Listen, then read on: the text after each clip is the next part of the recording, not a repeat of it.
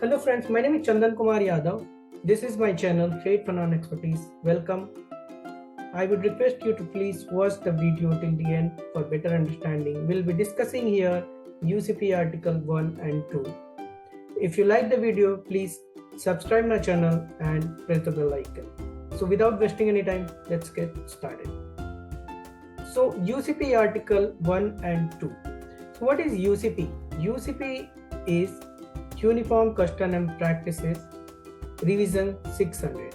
So the Uniform Custom and Practice for Documentary Credit 2007 Revision ICC Publication number 600 are rules that apply to any documentary credit, including to the extent to which they may be applicable. Any SBLC means an standby letter of credit, when the text of the credit expressly indicate that it is subject to these rules. They're binding on all the parties thereto unless expressly modified or excluded by the credit. So let's understand one by one. So explanation. UCP 600 is a set of rules issued by the ICC for documentary credit practitioner, means the person, the bank who is involved in documentary credit and who deals with the documentary credit in trade finance business. Implementation was done from dated 1st of July 2007.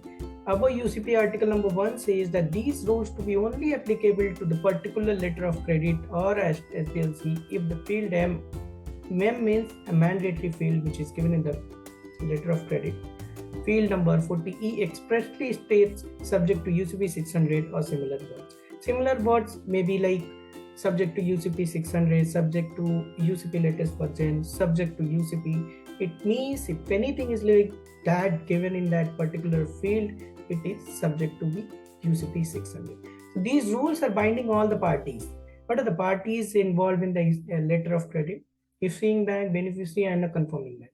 Issuing bank who issues the credit on behalf of the buyer, beneficiary whom favor the credit is issued, and confirming bank. Confirming bank is an extra layer of protection for the beneficiary who bears the risk of credit risk of the issuing bank as well as the country risk.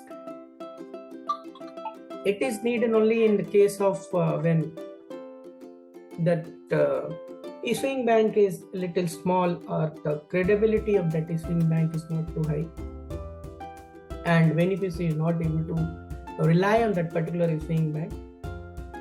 So in that case, a confirming bank may come into the picture. So let's understand again that these rules are binding all the parties unless field 47A of LC states to exclude or modify accordingly. So field 47 is a free format sender to receiver content wherein we can put anything and we can give a particular condition to particular document or any other line which we want to add, but it should not be a non-documentary condition, which we'll discuss again later in further articles. So if in field 47A, suppose that you are stating that UCP article number 1 is not applicable in this letter of credit, means that this article number 1 will not be applicable even if you're putting field 40E as subject to UCP rules.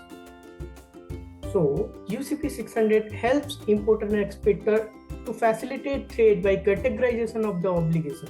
So what are the obligations for the applicant and a beneficiary? Obviously, applicant has to make the payment once they receive the goods and the complying presentation through their bank, and the beneficiary has to ship the goods as per letter of credit terms and conditions, and once the goods are shipped they will accommodate and they will acquire all the document and will send it to the issuing bank or any other bank if it is available with any other bank in the exporting country or any other country. So once that issuing bank receives that particular document, and if it is in the terms of complied with the terms and conditions of the letter of credit, UCP, ISBP as well as local law, that particular issuing bank will have to make the payment even if that applicant is not ready to give the payment or not. So this is a separate undertaking issued by the issuing bank. There is no relationship between applicant and issuing bank will come to the picture. If the documents are complied, that issuing bank has to make the payment. So this is a kind of guarantee on performance basis wherein an issuing bank has to make the payment once they receive the complaint percentage. So risk for both the parties are equally shared until unless an issuing bank is not receiving the compliant document, will not make the payment. And if that particular beneficiary is not shipping the goods as per terms and conditions and not presenting the document as per the terms and conditions given in the letter of credit, UCP-SPP rules, and as per local law in the country wherein that particular issuing bank is situated, will not be getting the payment from the issuing bank side. So friends, here we are stopping this video. This was the part 1 of the UCP Article 1 and 2 explanation. Further, we'll be discussing in part 2 UCP Article 2 definition further. I would request you please subscribe my channel and press the bell icon if you like the video. Thanks for watching. Have a good day. Bye bye.